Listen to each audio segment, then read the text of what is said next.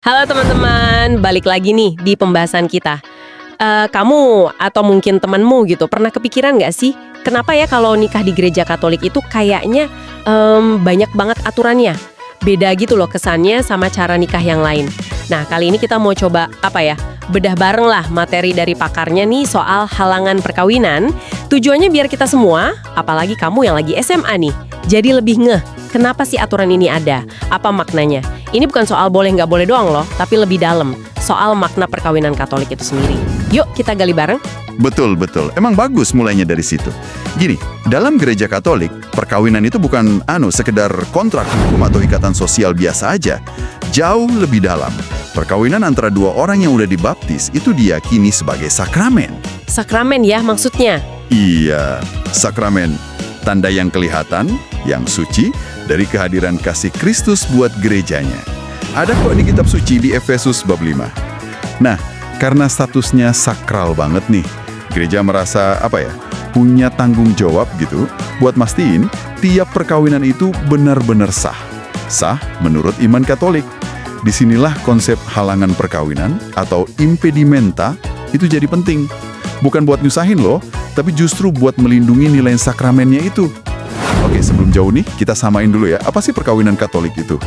Menurut panduan utama gereja, Kitab Hukum Kanonik atau KHK, Kanon 1055 ayat 1. Perkawinan itu intinya perjanjian ya, antara seorang pria dan seorang wanita yang dibaptis.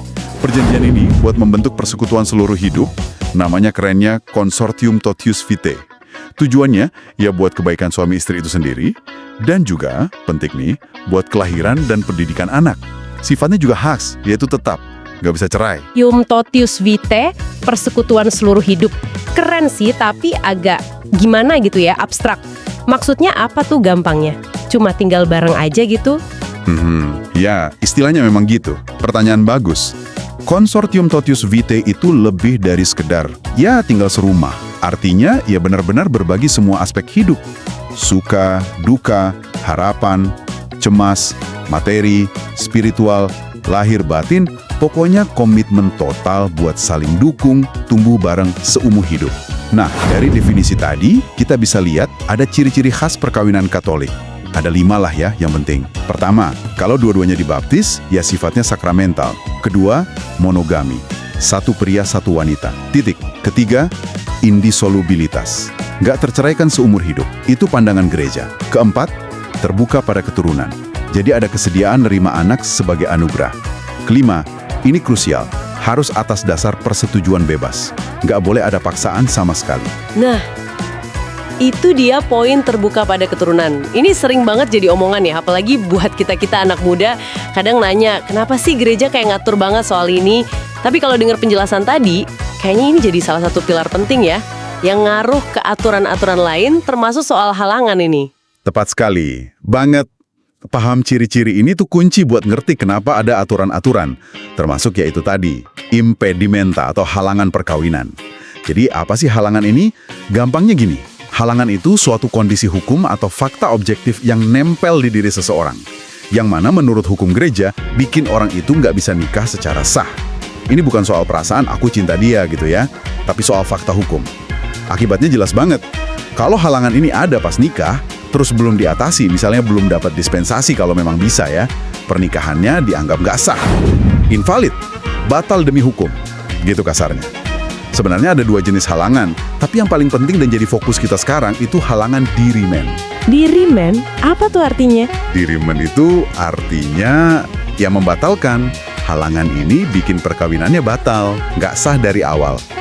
Ada juga sih halangan prohibitivis. Ini cuma melarang, tapi nggak bikin batal.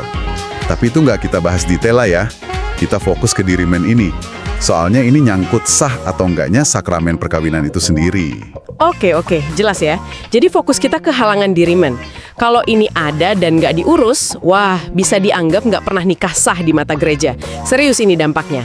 Nah, contoh-contohnya apa aja sih yang termasuk halangan dirimen ini? Coba kita kelompokin yuk biar gampang ikutinnya. Boleh. Kita kelompokkan aja ya biar lebih enak.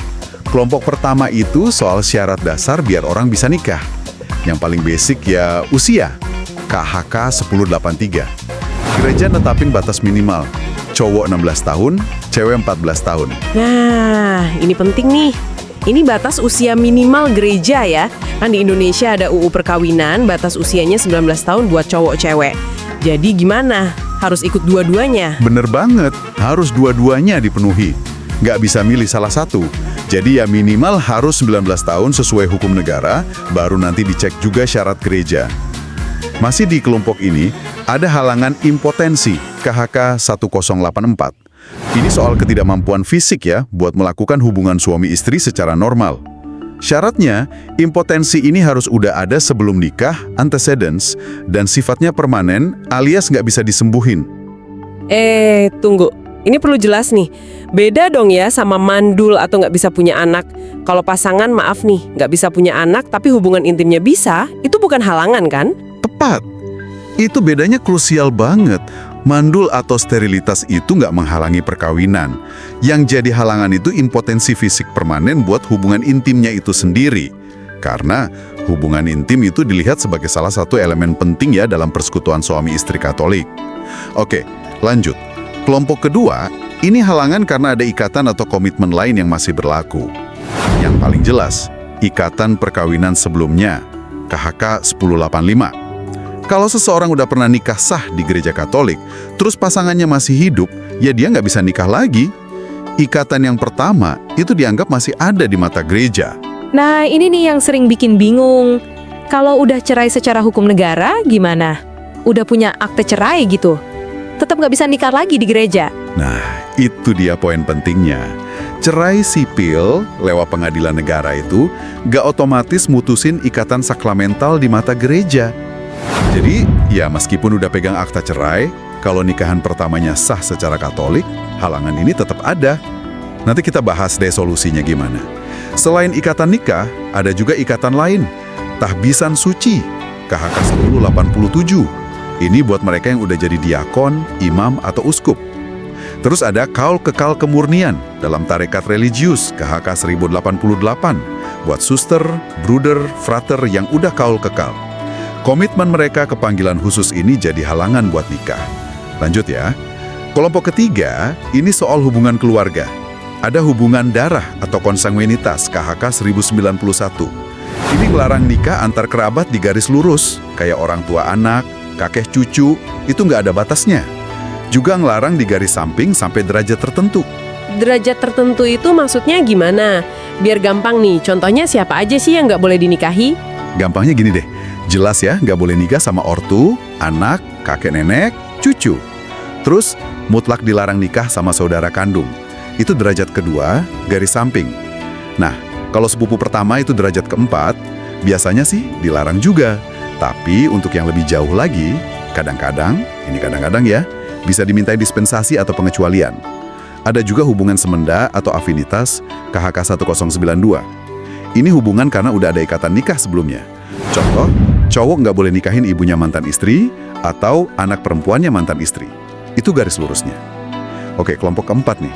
Halangan ini tujuannya melindungi kehendak bebas orang, martabatnya, dan mencegah nikah karena kejahatan. Contohnya penculikan atau raptus, KHK 1094. Misalnya ada cewek diculik biar mau dinikahin. Perkawinan itu baru bisa sah kalau si cewek udah bebas total, terus dia milih nikah secara sukarela. Ada juga yang terkait kejahatan berat, KHK 1090, kah sama dia. Atau kong kali kong bunuh pasangan masing-masing. Waduh, yang soal bunuh-bunuhan ini kedengarannya ekstrim banget ya. Tapi ternyata diatur khusus loh. Ini nunjukin banget ya, gereja serius mandang dasar pernikahan itu nggak boleh ada unsur jahatnya sama sekali. Betul. Dan kelompok terakhir ini juga sering ditanyain soal beda iman. Namanya beda agama atau disparitas kultus, KHK 1086. Ini halangan antara seorang Katolik sama orang yang belum dibaptis sama sekali. Misalnya, ya yang beragama Islam, Hindu, Buddha, Konghucu, atau mungkin nggak beragama. Ini termasuk halangan diremet. Oke, ini penting dicatat. Terus gimana kalau kasusnya gini? Orang Katolik mau nikah sama orang Kristen, tapi bukan Katolik. Misalnya Protestan atau Ortodoks gitu. Sama nggak aturannya sama yang beda agama tadi? Nah, ini pertanyaan bagus banget dan emang sering ketuker. Kasus yang kedua ini beda. Nikah antara Katolik sama Kristen non-Katolik yang udah dibaptis sah, Itu namanya perkawinan campuran iman atau beda gereja, mixta religio. Ini bukan halangan diri men, jadi nggak otomatis bikin nikahnya nggak sah. Tapi, perkawinan kayak gini perlu izin khusus dari uskup, biar pelaksanaannya sesuai aturan gereja, licit. Oh, jadi beda ya? Iya, beda. Jadi ingat ya, Katolik sama non-baptis itu perlu dispensasi karena ada halangan diri men. Kalau Katolik sama Kristen non-Katolik sama-sama udah dibaptis, itu perlu izin karena bukan halangan diri men. Proses sama syaratnya juga beda. Oke, ini klarifikasi yang penting banget. Jadi beda dasar antara nikah sama yang belum dibaptis sama sekali dengan yang udah dibaptis tapi di gereja lain. Paham? Biar makin nempel nih, gimana kalau kita lihat contoh kasus aja. Kasus pertama, soal impotensi tadi. Misalnya ada Andi, 25 tahun, mau nikah sama Maria, 23 tahun. Tapi si Andi ini, katakanlah, punya cedera tulang belakang permanen dari remaja yang bikin dia nggak bisa hubungan seksual. Mereka saling cinta banget, mau nikah di gereja. Gimana tuh? Oke, kita pakai prinsip tadi ya, KHK 1084, karena impotensi Andi ini sifatnya udah ada sebelum rencana nikah, antecedents, dan permanen, ya ini masuk halangan diri kemen. Artinya, secara hukum gereja, mereka nggak bisa melangsungkan perkawinan sakramental. Ya, ini situasi berat pastinya. Biasanya gereja akan dampingi secara pastoral, mungkin bantu mereka cari cara lain buat hidup bareng dalam kasih persaudaraan atau panggilan hidup lain. Tapi, ya sakramen perkawinan nggak bisa. Pasti berat ya buat pasangan itu nerimanya. Tapi ini nunjukin kalau buat gereja ada elemen-elemen tertentu yang emang dianggap inti banget dari perkawinan sakramental itu sendiri ya. Oke, kasus kedua yang sering kejadian nih, beda agama. Katakanlah Rina Katolik, pacaran serius sama Arman Muslim. Mereka mau nikah di gereja Katolik. Apa yang mesti dilakuin? Ini jelas masuk kategori halangan, disparitas kultus, KHK 1086. Biar nikah mereka sah di mata gereja, Rina perlu ngajuin permohonan dispensasi atau pengecualian gitu ke uskup di keuskupannya. Nah, biasanya dispensasi ini ada syaratnya. Pihak Katolik, Rina, mesti janji bakal tetap setia sama imannya, terus janji juga bakal usaha sebisa mungkin biar anak-anak mereka nanti dibaptis dan dididik Katolik. Pihak non-Katolik, Arman, juga mesti dikasih tahu soal janji-janji Rina ini. Kalau uskup lihat ada alasan pastoral yang kuat dan syaratnya oke, ya dispensasi bisa dikasih. Pasti ada tantangannya sendiri ya, ngejalanin nikah beda agama, soal iman, pendidikan anak. Tapi paling nggak ada jalannya lah ya secara hukum gereja kalau emang mau ditempuh. Kasus ketiga, soal ikatan perkawinan lama. Pak Budi cerai sipil dari istri pertama, sekarang mau nikah lagi di gereja sama Ibu Sari. Bisa langsung aja gitu. Wah, nggak bisa langsung. Kayak yang kita bahas tadi, cerai sipil nggak mutusin ikatan sakramental. Kalau nikahan pertama Pak Budi itu sah secara Katolik, ya dia masih kena halangan ikatan perkawinan sebelumnya. Solusinya bukan nikah lagi diam-diam ya, tapi Pak Budi perlu ngajuin permohonan proses penyelidikan status perkawinan pertamanya ke pengadilan gereja atau tribunal. Proses ini yang sering disebut deklarasi nulitas atau annulment. Tujuannya bukan nyerain, tapi nyelidikin apakah nikahan pertama itu dari awal emang nggak sah karena ada cacat mendasar pas nikahnya dulu. Misalnya, dulu ada paksaan berat, atau salah satu pihak nyembunyiin impotensi permanen, atau ada ketidakdewasaan psikologis yang parah banget sampai nggak mampu jalanin tanggung jawab nikah, dan macam-macam lagi. Proses deklarasi nulitas ini kedengarannya ribet ya. Apa susah dan lama prosesnya? Prosesnya emang perlu penyelidikan yang teliti ya, kumpulin bukti, saksi, jadi ya bisa makan waktu. Tujuannya kan cari kebenaran soal status nikahan pertama itu, demi keadilan semua pihak dan biar statusnya jelas di mata gereja. Kalau nanti tribunal mutusin kalau nikahan pertama itu emang nggak sah dari awal, nah baru deh Pak Budi dianggap bebas buat nikah lagi secara sah di gereja. Ini nyambung ke solusi-solusi yang mungkin ada. Tadi kita udah sebut dispensasi sama deklarasi nulitas kan? Coba kita pertegas lagi soal dispensasi. Ini tuh kayak pengecualian dari aturan gereja tertentu. Ingat ya, aturan yang dibuat gereja, bukan hukum ilahi.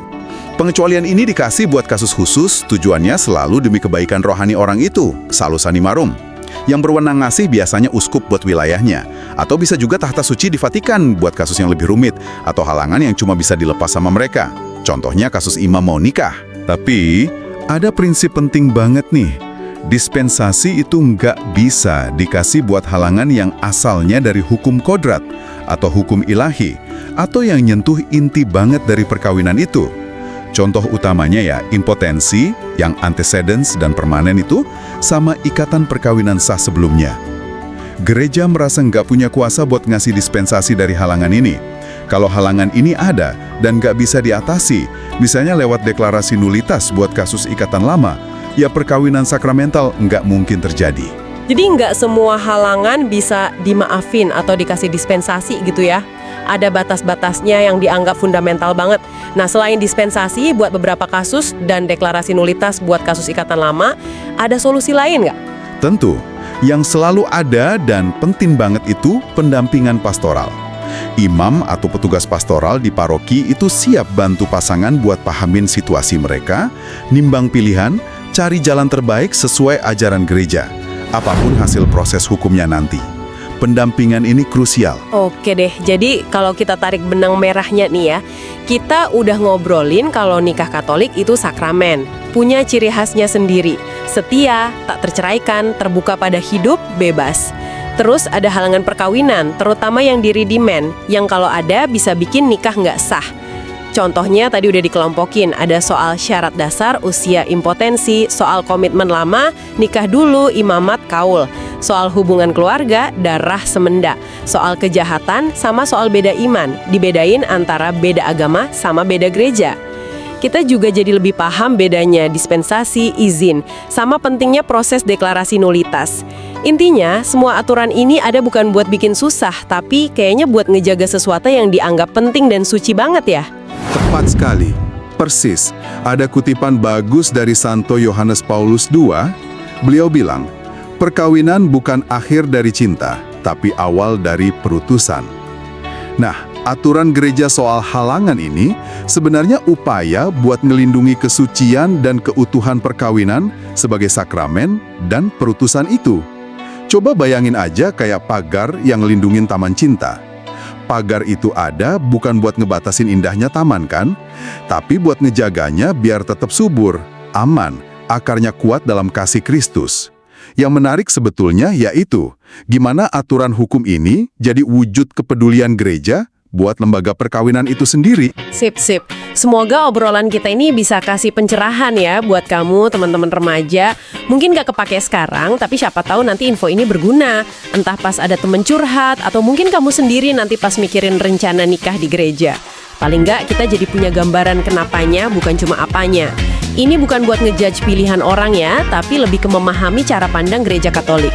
Dan ingat, kalau masih ada yang bingung atau pengen ngobrol lebih lanjut, pintu pastoran atau pendamping rohani biasanya selalu terbuka kok. Tak boleh. Lebih dalam lagi, ini kayak ajakan buat kita semua buat menghargai arti komitmen seumur hidup yang sakral itu. Sebuah janji setia yang gak cuma antar manusia, tapi juga di hadapan Tuhan dan jadi cermin kasihnya gitu loh. Nah, ini ada sedikit bahan renungan nih buat kamu bawa pulang. Coba deh pikirin. Lepas dari aturan hukumnya ya, gimana sih nilai-nilai di balik aturan nikah Katolik ini? Nilai kesetiaan, keterbukaan pada hidup baru, kesadaran akan hal yang sakral. Gimana nilai-nilai itu bisa kamu lihat relevansinya, atau bahkan coba diterapin di hubungan-hubungan yang lagi kamu jalani sekarang? Nggak harus pacaran kok. Dalam temenan pun, nilai-nilai kayak kesetiaan, saling menghargai itu kan penting juga, ya kan? Coba direnungin deh. Wah, dalam juga ya refleksinya. Oke deh, terima kasih banyak ya udah nyimak obrolan kita kali ini. Semoga jadi bekal pemahaman yang berguna ya. Sampai ketemu lagi di kesempatan berikutnya.